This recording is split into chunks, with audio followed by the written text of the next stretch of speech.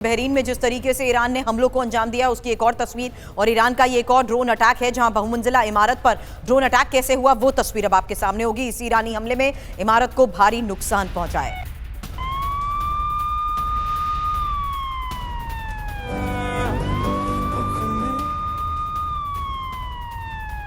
ईरानी हमला और बहुमंजिला इमारत को कैसे ड्रोन अटैक के जरिए हिट किया गया।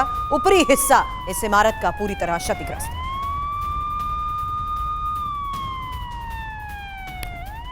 और बहरीन की ही हम बात कर रहे हैं। बहरीन की सबसे बड़ी तेल रिफाइनरी पर भी हमला हुआ है। ईरान ने अवाली तेल रिफाइनरी पर बड़ा अटैक किया है। तेल रिफाइनरी पर हमले के बाद भयंकर आग लग गई। बहरीन को लगातार हिट कर रहा है ईरान।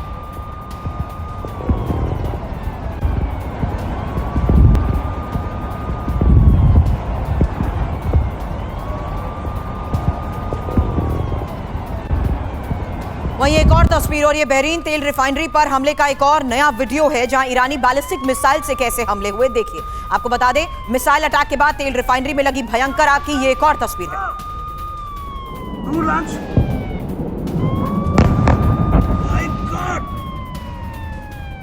और बहरीन के अटैक पर हमले का नया वीडियो सामने आया है। बापको रिफाइनरी पर ईरान ने अटैक किया है। ईरान ने रिफाइनरी पर दागी हैं मिसाइलें। हमले के बाद रिफाइनरी में आग लग गई।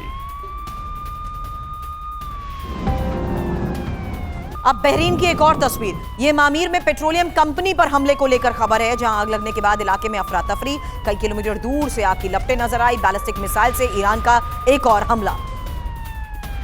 बहरीन में पेट्रोलियम कंपनी पर यह हमला।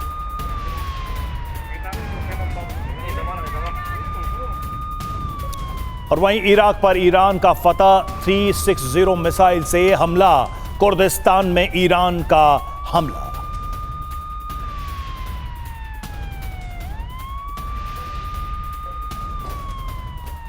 लगातार हो रहे हमलों की तस्वीर आपने देखी, लेकिन एक और बड़ी खबर है क्योंकि कई देशों में अमेरिकी दूतावास बंद और ईरानी हमलों के बाद दूतावास बंद। कई दूतावासों में कर्मचारियों की संख्या भी कम कर दी गई है।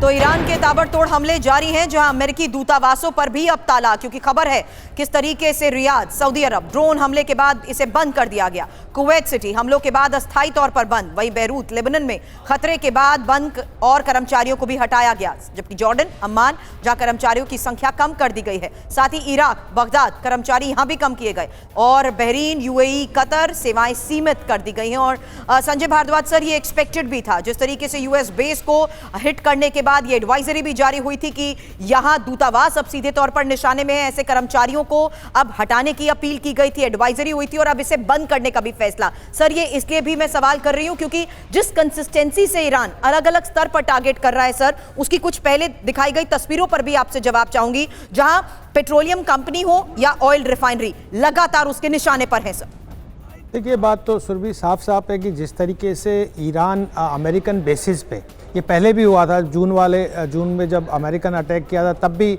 कतर में उन्होंने अमेरिकन बेस पे अटैक किया था। अब ये कॉन्स्टेंटली टारगेटेड वे में अमेरिकन बेसिस को बेसिकली टारगेट कर रहे हैं और साथ साथ जो रिफाइनरीज हैं इन पड़ोसी देशों में, गल्फ के कंट्रीज़ में, उनको भी टारगेट कर रहे हैं। तो यानी डबल मैसेज जा रहा है कि अमेरिका की हेजेमोनी को हम चैलेंज कर रहे हैं, साथ ही साथ जो दूसरे कंट्रीज साइलेंटली अमेरिका के साथ खड़े हैं उनको भी बराबर का आपको खामियाजा भुगतना पड़ेगा। लेकिन एक बात साफ साफ है यहाँ पे कि मिडिल ईस्ट के कंट्रीज़ अमेरिका के साथ क्यों खड़े और अमेरिका क्यों बढ़ रहा है। देखिए, दो बात साफ है कि जो मिडिल ईस्ट में टेररिज्म को बढ़ावा दिया तो निश्चित रूप से ईरान इसके लिए रेस्पॉन्सिबल है। कोई भी अटैक, चाहे 7 अक्टूबर को इजराइल पे अटैक हुआ था, टेररिस्ट अटैक था हमास का, तो उसको कोई अप्रूव नहीं करेगा। दूसरा कि एक न्यूक्लियर थ्रेट तो बनता जा रहा था। जो थियोक्रेटिक स्टेट है ईरान, ईरानियन सुपरमेसी और इस्लामिक सुपरमेसी की बात करता है, अगर उसके पास में वाकई ही न्यूक्लियर प्रोग्राम आ जाता, न्यूक्लियर बम हो जाता, तो रीजनल सिक्योरिटी नहीं, इंटरनेशनल सिक्योरिटी के लिए भी एक